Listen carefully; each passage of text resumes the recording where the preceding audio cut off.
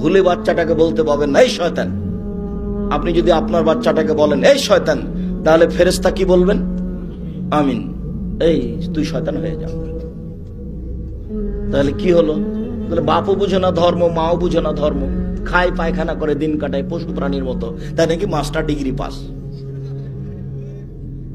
এইভাবে জীবন কাটছে, কিছুই না, একেবারেই একটা ওয়াহেতুক বৃথা জীবন।